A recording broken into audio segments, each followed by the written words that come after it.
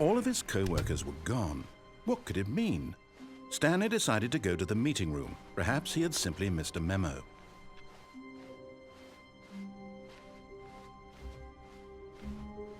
When Stanley came to a set of 2 open doors, he entered the door on his left.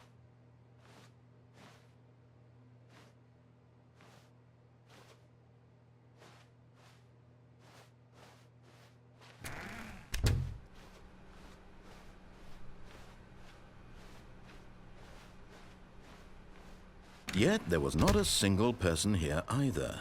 Feeling a wave of disbelief, Stanley decided to go up to his boss's office, hoping he might find an answer there.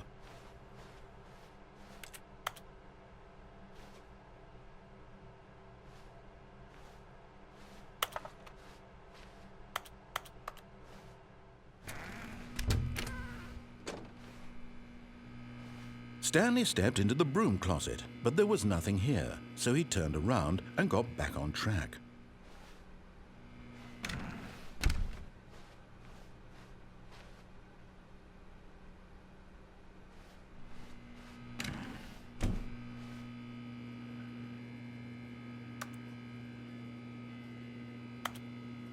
There was nothing here. No choice to make, no path to follow, just an empty broom closet. No reason to still be here.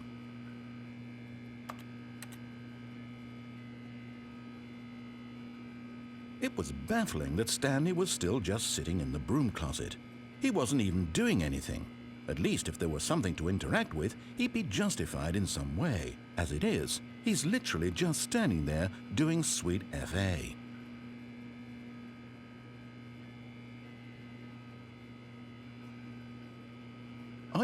Are you really still in the broom closet? Standing around doing nothing? Why? Please offer me some explanation here. I'm genuinely confused.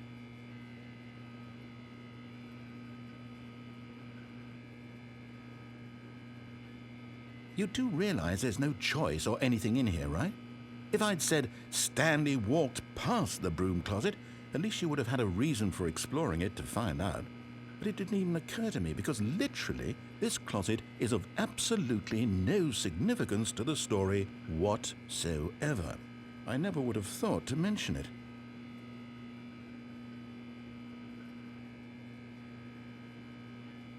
Maybe to you this is somehow its own branching path. Maybe when you go talk about this with your friend, you'll say, "Oh, did you get the broom closet ending? The broom closet ending was my favorite." I hope your friends find this concerning.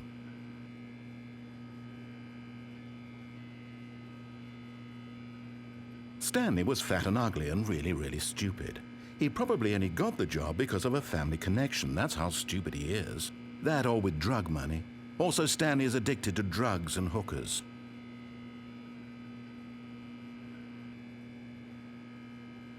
Well, I've come to a very definite conclusion about what's going on right now. You're dead. You got to this broom closet, explored it a bit, and were just about to leave because there's nothing here, when a physical malady of some sort shut down your central nervous system and you collapsed in front of your screen. Well, in a situation like this, the responsible thing is to alert someone nearby so as to ensure that your body is taken care of before it begins to decompose. Hello? Anyone who happens to be nearby? The person at this computer is dead. They have fallen prey to any number of your countless human physiological vulnerabilities. It's indicative of the long-term sustainability of your species.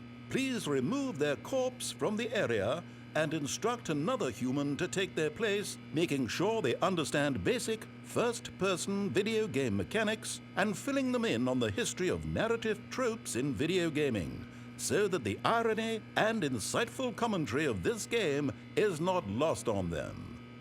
All right, when you've done that, just step out into the hallway.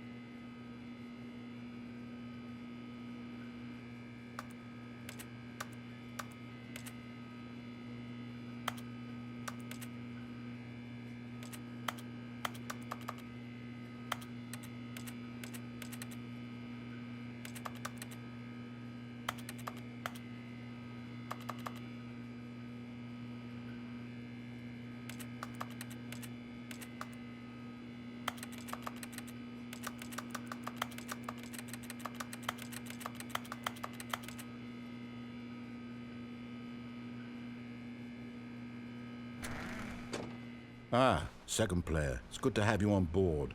I guarantee you can't do any worse than the person who came before you.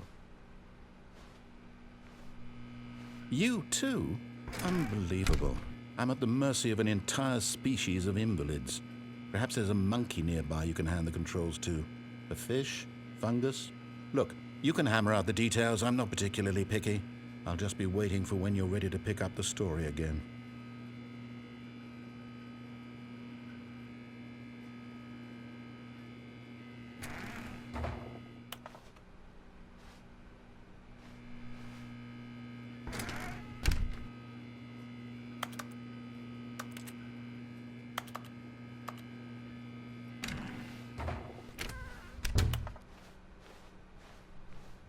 Coming to a staircase, Stanley walked upstairs to his boss's office.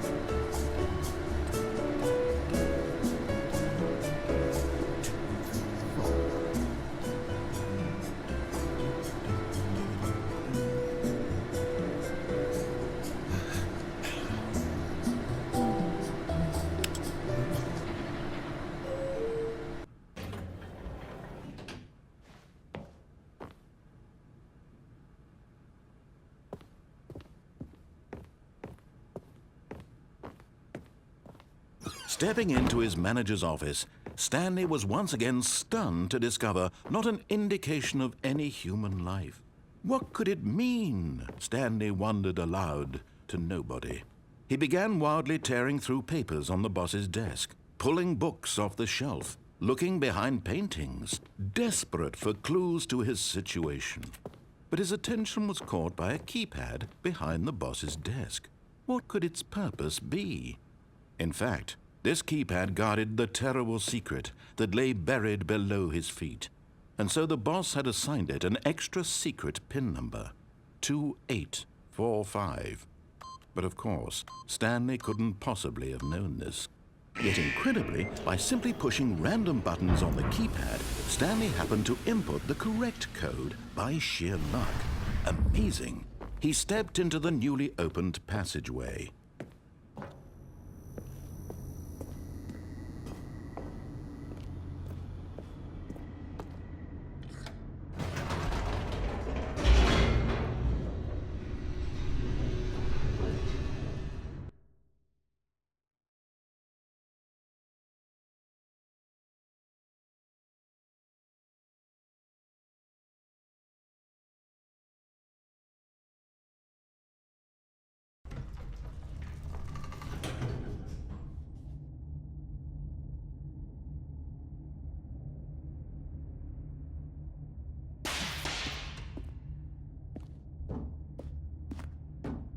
Stanley walked straight ahead through the large door that read Mind Control Facility.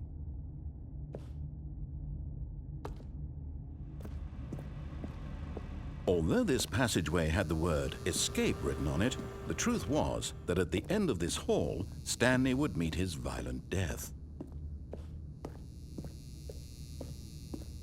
The door behind him was not shut. Stanley still had every opportunity to turn around and get back on track.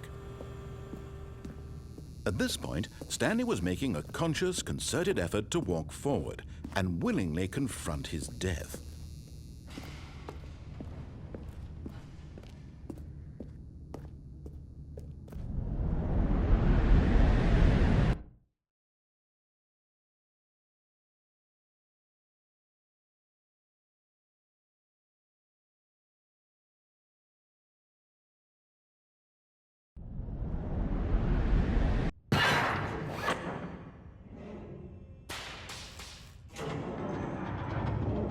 As the machine whirred into motion and Stanley was inched closer and closer to his demise, he reflected that his life had been of no consequence whatsoever. Stanley can't see the bigger picture. He doesn't know the real story, trapped forever in his narrow vision of what this world is. Perhaps his death was of no great loss, like plucking the eyeballs from a blind man. And so he resigned and willingly accepted this violent end to his brief and shallow life. Farewell, Stanley.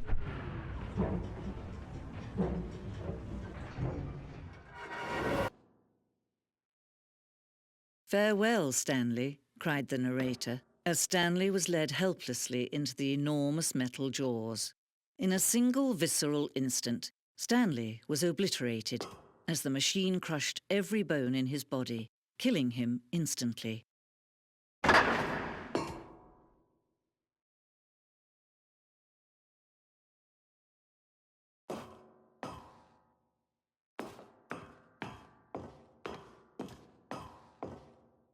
And yet it would be just a few minutes before Stanley would restart the game, back in his office, as alive as ever. What exactly did the narrator think he was going to accomplish? When every path you can walk has been created for you long in advance, death becomes meaningless, making life the same. Do you see now? Do you see that Stanley was already dead from the moment he hit start?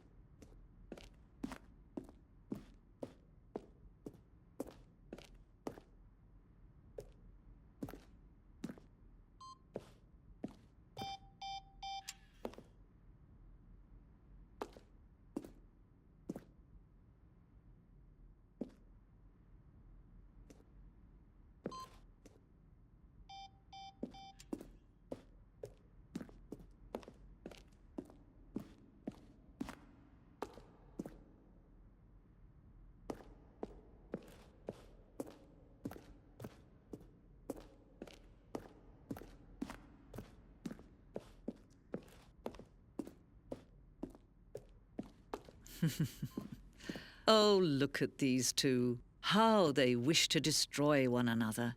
How they wish to control one another. How they both wish to be free.